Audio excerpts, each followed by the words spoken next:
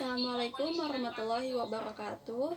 Perkenalkan, nama saya Rupianti, NIM 2030 1020 2009. Pada video kali ini saya akan menjelaskan materi tentang menulis kreatif sastra dengan pembahasan cerpen. Cerpen merupakan suatu cerita fiksi berbentuk prosa yang singkat dan pendek yang unsurnya terpusat pada suatu peristiwa pokok. Unsur-unsur cerpen terbagi menjadi 10. Yang pertama, tema. Yang kedua, plot atau alur cerita. Yang ketiga, karakter atau penokohan. Yang keempat, latar. Latar terbagi menjadi 3, yaitu latar tempat, latar waktu, dan latar sosial. Yang kelima, sudut pandang. Sudut pandang adalah cara memandang tokoh-tokoh cerita dengan menempatkan dirinya pada posisi tertentu. Sudut pandang di sini adalah persona orang pertama dan persona orang ketiga.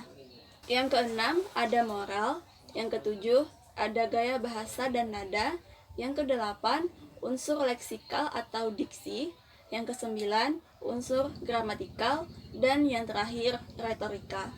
Retorika adalah cara penggunaan bahasa untuk memperoleh efek estetis atau efek keindahan.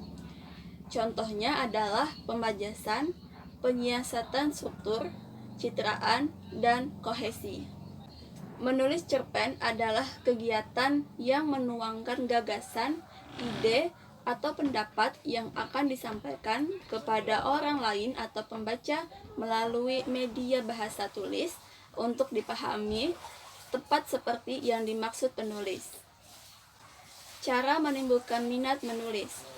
Menulis itu adalah hal yang gampang. Jika ingin menulis, maka kita harus memiliki kemauan menulis. Maka kita juga harus meyakini manfaat-manfaat jika kita menulis. Adapun manfaat menulis yang pertama adalah kita akan kaya. Yang kedua, dengan menulis kita akan panjang umur. Yang ketiga, dengan menulis kita telah turut mewarnai dunia. Yang keempat, dengan menulis kita bisa beribadah atau menjadi ladang tempat untuk beramal soleh. Yang kelima, menulis memberi makna pada kehidupan yang fana. Yang keenam, dengan menulis menjadikan jembatan sukses di berbagai bidang. Adapun syarat-syarat untuk menjadi penulis. Yang pertama, aktif. Yang kedua, rajin membaca, dan yang ketiga, gaul. Modal penulis cerpen. Modal penulis cerpen terbagi menjadi beberapa bagian. Yang pertama, seorang penulis cerpen harus menguasai bahasa atau kaya dengan kosakata. Yang kedua, memiliki kepekaan imajinasi. Yang ketiga, memiliki kepekaan terhadap lingkungan. Yang keempat, menguasai materi yang digarap. Dan yang kelima adalah konsentrasi. Proses kreatif setiap pengarang berbeda-beda, tapi pada umumnya proses kreatif terdiri atas 5 tahap. Tahap pertama yaitu tahap persiapan. Pada tahap persiapan, pengarang akan mencari bahan atau ide ceritanya. Yang kedua, tahap inkubasi. Pada tahap ini, para pengarang akan merencanakan cerita yang akan mereka buat. Yang ketiga, tahap inspirasi. Yang keempat, tahap penulisan, dan yang terakhir adalah tahap revisi. Model pembelajaran menulis cerpen. Ada beberapa model pembelajaran menulis cerpen. Yang pertama, teknik copy the master atau imajinasi. Teknik ini dapat dijadikan sebagai sarana untuk berimajinasi dan menuangkan pikiran. Yang kedua, ada strategi 3M.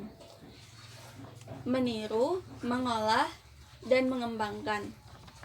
Selanjutnya ada metode latihan terbimbing. Metode latihan terbimbing adalah cara mengajar yang digunakan untuk menanamkan kebiasaan-kebiasaan tertentu sebagai sarana untuk memelihara kebiasaan-kebiasaan yang baik. Yang keempat ada teknik latihan terbimbing berdasarkan ilustrasi tokoh idola.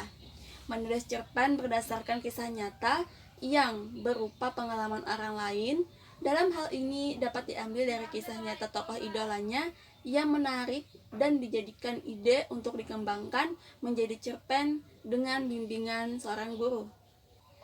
Yang kelima, pembelajaran dengan media audio visual. Contohnya adalah dengan pemutaran VCD. Dan yang terakhir adalah pembelajaran quantum writing. Tujuannya adalah untuk memunculkan potensi menulis cerpen, khususnya pada anak yang punya keberanian dan kesiapan mental untuk menulis cerpen, serta anak yang mempunyai kebaruan tentang menulis cerpen. Demikian pemaparan materi dari saya, kurang lebihnya saya mohon maaf.